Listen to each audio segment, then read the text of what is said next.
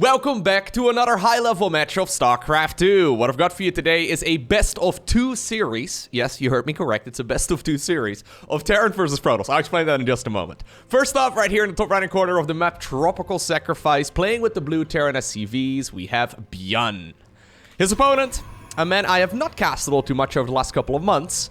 He's known for playing some very aggressive games. His nickname is Prince.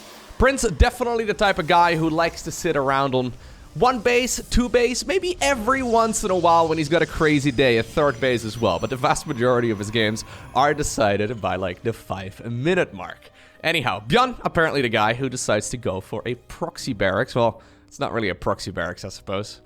Anyhow, this is what we used to call a Maka Rex way long ago. If you're a fellow StarCraft boomer, you may remember the term a Maka Rex because, well, obviously Terrans only really need to have a barracks out in order to go for a factory. It doesn't really matter where the barracks is, and obviously there's a chance that this is going to throw our Protoss player off. That being said, okay, this is a very quick double gas opener, so maybe ByuN is actually trying to sell this story, or maybe he's actually gonna go for some early game shenanigans. Anyhow, it's a best of two. So a best of two is a little bit different than what I normally cast. Whenever we have like a single elimination bracket or a double elimination bracket in a tournament, which is for the vast majority of the tournaments the case, a best of 3, a best of 5, a best of 7 is what we normally see. However, a best of 2 is a format that we get every once in a while when it's usually like a longer tournament where every single map matters. So this is from the WTL. By the way, shout out to the WTL because they actually sent me these replays while the event is still going on, which is awesome. Really cool that they were willing to share some of these games because I've heard this particular series is a lot of fun. There's a couple other matches that I want to cover from this particular tournament. But anyways, yeah, in the WTL, in the group stage at the very least, they're using a best of 2 series. So basically what it means is that every map is important. And that's the real advantage of a best of 2, right?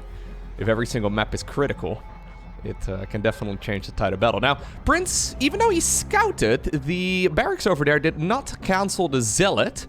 The Reaper now also spotted that Zealot coming across the map. Apparently, though, ByuN does not care. Okay, he may still be able to make it home in time. He scouts the double gas in the main base of Prince. He's still producing Reapers, however. Okay, so that's the second Reaper. And we are going to go into a third Reaper as well while going, all right, for a cheeky little Hellion. And I believe this is going to be at least a double Hellion production too. So I guess we're going to have a... Okay, I was going to say, I think he wants to hunt down that Zealot. Does he see it? I don't think he saw it. That's a little bit funky. Anyways, it almost looks like a Terran versus Terran build. Yep, there it is. Second Hellion also coming out. So this is going to be a lot of aggression right now for ByuN. Prince, however, the one who is normally the one in charge of cheesing, he's now the one that's got a natural already up and running, and I honestly don't really mind his position here whatsoever. He should be able to defend all of this relatively well, assuming his unit control is on point. He's going to go into a Stargate as well, which is not scouted by ByuN. ByuN does have a command center now about halfway done on the low ground. Let's see if this army can get some work in, though. Yeah, that's the issue, right? Prince not even really going for a shield battery or anything along those lines either. One thing he can do, yep, is use these beautiful, perfect defense right here from Prince. All right, good to see that he's been, well, maybe he did have something cheeky in mind for this particular game, but he's kind of forced into this position right now. But good to see that Prince is on point when it comes to that base defense. So, as we're making this video, Prince is currently the rank 48 in the world overall. Maybe they can now get something done, but now the Phoenix is already available. Okay, the depth from the high ground definitely needs to come down. Additional reinforcements will be coming out soon, and I think this should be A-okay, yeah. Totally fine here for Prince. So, currently, like I said, rank 48 in the world overall, our Protoss player. And ByuN is currently the rank 5, although that probably will not surprise anyone. I'm a big fan of ByuN. I love the way that this man plays. Look at him. Just going for an almost Terran versus Terran-esque build order. Even going for the Raven, which is kind of funny. I guess in his mind, you know, the Phoenixes are pretty much always followed by Colossi, and he may very well be right, but obviously an issue you can run into. Okay. Ooh, not getting the finish like lock-on right there. Anyways, one of the issues you can run into is that the Phoenixes can just gun down your Raven if you're not very, very careful. So now he's also going into a little bit of Cyclone production. We are, however, eventually going to arrive at Mr. ByuN's beloved bio army, right? He's adding on additional barracks. These barracks are probably going to get these tech labs. We're going to see Stimpak, Combat Shield, and all the rest of it. And Prince, all right, goes for a third Nexus. This is good. This makes sense. Oftentimes, I think that Prince probably is the kind of guy who's like, well, you know what? I was going to go and start off with some aggression, and now I'm going to continuously, yeah, just double down that road, but it's not the right call in this particular game. It's going to be very difficult to break ByuN in this current spot that he's in, especially on Tropical Sacrifice, which is a pretty defensive map. Even if ByuN, for example, takes a third base over here, you would still have to march up towards the high ground here. So, Tropical Sacrifice, one of the few maps that actually has 4 layers. So this would be like layer 1, ramp goes down to layer 2, ramp goes down to layer 3, and then ramp goes down to layer 4. Historically, maps have always had 3 layers, and because of that, Tropical Sacrifice has a lot of high grounds, and high grounds are, of course, good for the defensive player. Anyhow, despite the early game, even though ByuN, I think, was planning on dealing a little bit more damage, he's forced to now follow this up with some macro. Prince is indeed going to go into the Robo Bay. Wouldn't mind seeing those Phoenixes get maybe a little bit more adventurous, but maybe he's scared of some medevac drops here that could be coming out. Obviously, he hasn't seen that Raven. He is going up against ByuN after all, who's very happy to send his units inside of one of those planes and just send them straight across. Okay, he's going to spot the Raven at this point, so that's nice. Sadly, right there for that observer, he gets picked off. Okay, that Reaper apparently also needed to be told what's up. Yeah, Prince is getting a nice little bit of work done. He does need to stay on top of the macro, though. He definitely does need to stay on top of the macro. There's that Colossus finally starting up. Okay. Additional gateways coming up. So he's been working on his macro game. You'll love to see that. Sentries being warped in time. Okay. So ByuN is making himself up for an attack right now. Now keep in mind, Ravens have a skill called Interference Matrix. The Interference Matrix can be used to temporarily disable the heavy hitters here from Protoss, and most notably those Colossi. So as long as you take, well, the Colossus is not out yet, but it will be available very soon. But if you take that one out of the equation, sometimes the Terran army can just start, well, plowing their way through those Protoss units, right? So anyways, there's already 2 Immortals available too. We do have a bunch of, sentries as well. This is apparently the point though, okay. Good force fields, where the Terran player does pull the trigger. Yeah, decent force fields. Slowing down this fight at the very least. Here's the auto turrets coming down, but that Colossus is already available. There was still enough energy, however, available as well in that Raven to still gun that down. Still, that Widow Mine here dealt so much damage to those Terran bio units. Interference Matrix is wearing off. The Colossus got a little bit adventurous, but now it should be able to join the battle once again, and I think that Prince is going to be able to push this back. Not the cleanest fight, that's for sure. But certainly, you know, he held, and he's got a nice economical advantage here. So, income-wise, I think he should be okay. Yeah. So this is where our Protoss player can definitely grab a lead. Prince, though, gonna go for the proxy gateway on the other side of the map. Third command center is flying on over towards the third base triangle position, so that's nice. But it's gonna be a while until ByuN really is gonna have a... Well, you know what? He didn't really lose that much. I was going to say he doesn't have that many units to continuously fight with, but honestly, it seems like he's making himself up for another attack. Yeah, he lost a bunch of stuff during that battle, but not really all too much. Are we going to stick around on double Colossus? Yeah, we are. Okay. Continued Phoenix production as well. We don't have a shield battery over here anymore, so that could actually be an issue. Anyhow, I think it's probably Prince who was planning on being aggressive here, judging by that proxy gateway, but he needs to be very careful. ByuN is just about to finish up the +1 ground armor. So that's nice. Getting those infantry units a little bit of additional strength. Okay, nice bit of micro right here coming out of ByuN so far, but he is on the retreat. Widowmine gets picked up temporarily right before that Phoenix got shot out of the sky.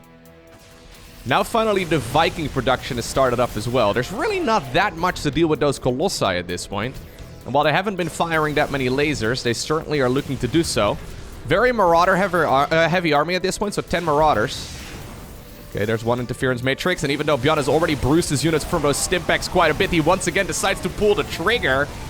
A couple of reinforcing units did come in from the north, but does ByuN have enough to just simply plow his way through all of these Protoss units? Honestly, at this point, it's mostly just the Colossus that are left over. A couple of Zealots here are being obnoxious, but in the end, all the heavy hitters here from our Protoss player are deleted.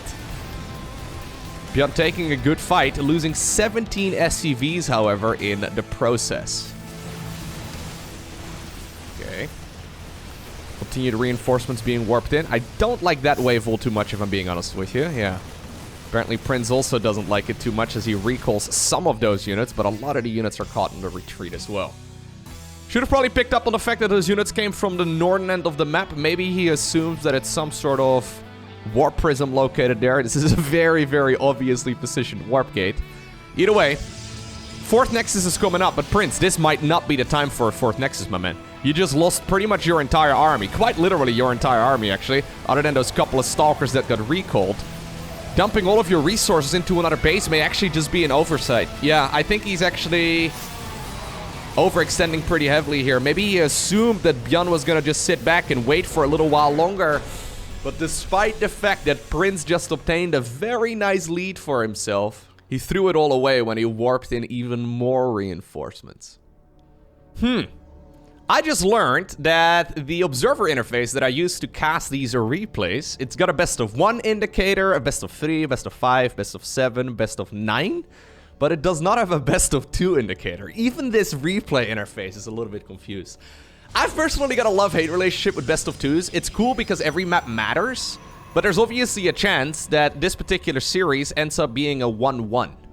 And yeah, if you're casting tournaments, for example, and these games are happening live, you basically have to explain over and over and over and over and over and over again, every about 3 minutes or so, that it's a best of 2 and why every map matters and all that.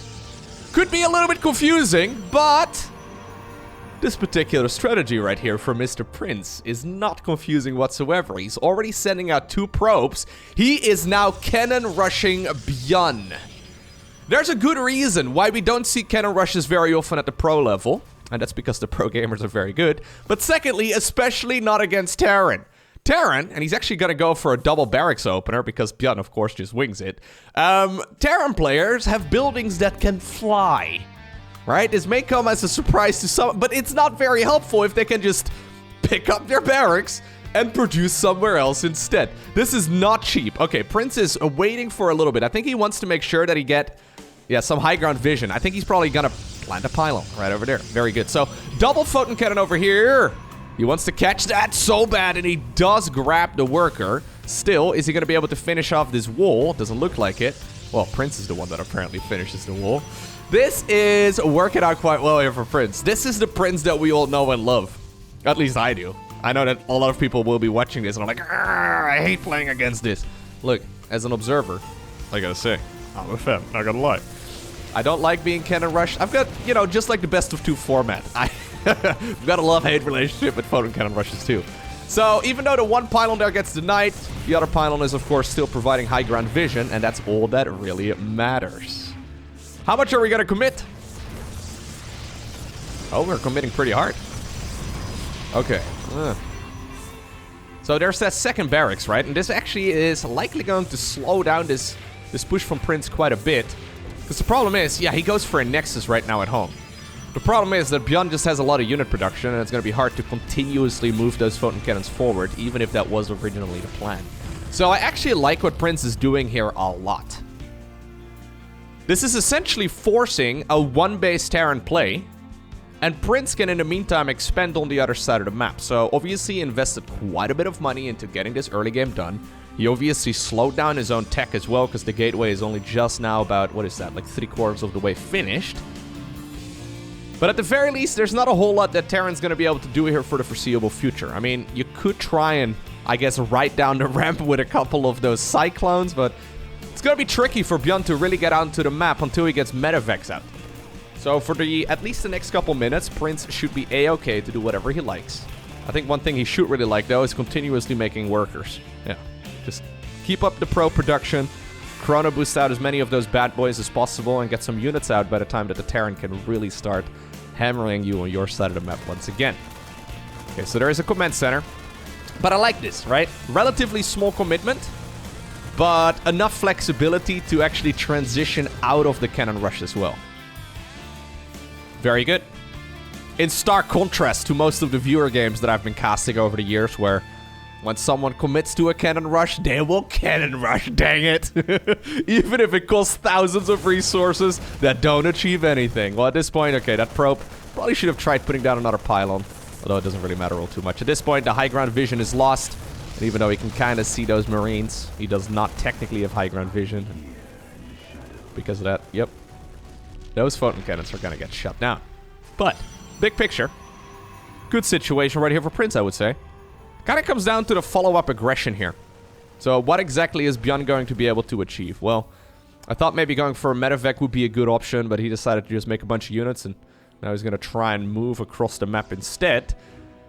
That is a little bit dangerous, though, because this now seems like a one-way trip to me. If there was a little bit more high ground vision there, like if one pylon was plotted down for just a moment, I think actually that there's a lot more damage on these Marines. You could even cancel the pylon right before it would actually fall. Anyways, that would make this hold quite a bit easier, and you know what? At this point, it's one Stalker and a Dream. Not quite ideal. There is a shield battery here. Cyclone, Cyclone, Cyclone, trying to get the lock on. That was complete bait right there from ByuN. You love to see that. Yep, nicely done, although he is going to get to the safety right there of the shield battery. Careful, careful, careful. You got... Ooh, retarget that manually. Okay. If he did not retarget that what's it called? The shield battery, you would have been in a lot of trouble. Jimmy, now! Okay. So despite the fact there was, yeah, a pretty significant Terran army, we do just have 2 Stalkers holding the front door for now. Warp gates are done. Blink is coming up. I wouldn't mind seeing a +1 ground weapons coming up as well for Prince actually inside of that forge. I know it's expensive, but we've already invested into the forge, right? So may as well. He's though decided to go for a 3rd Nexus 2 games in a row, although this is like half of... Okay, maybe like 2/3 of a base, right? Since it's missing 2 mineral fields, as well as a gas geyser.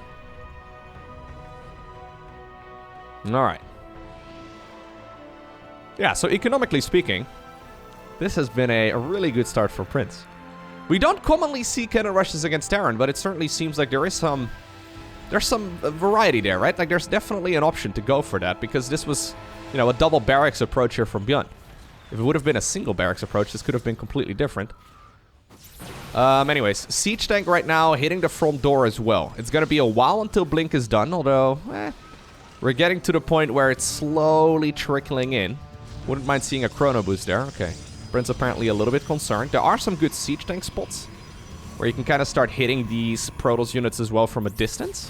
Here's another lock-on. Okay, I like that bait a lot. Good snipe right there from ByuN. Not losing too much in the process. Problem is, there's still no stimp back. There's still no combat shields. There's no +1 infantry weapons or anything like that. So these Marines are... They're in big numbers, but they're kind of... Yeah, kind of flimsy. Okay. Ugh, I do not like that ugly engagement right there for Prince. Losing a couple of Stalkers for essentially free. If you're gonna commit, you have to commit. There's no... You know, you can't like halfway commit with these kind of pushes. And honestly, now there's a 2nd siege tank available too. An Immortal did pop out of the Robo facility, so that's nice. Charge finally starts up, but that's quite late. Okay. Let's see. 3rd siege tank is available too. ByuN desperately trying to move forward. Very patient player from Prince, who's got a lot of money in the bank. He's finishing up a lot of gateways here, but... Okay. Some units actually in the middle of the map. Sniping a couple of the reinforcements. Cyclone over here gets picked off as well for free. Another Cyclone not getting its lock-on finished. Okay, are we going to commit? He does not have charge yet, but apparently he does decide to move forward. A couple of his Stalkers here disconnected from the rest of the pack.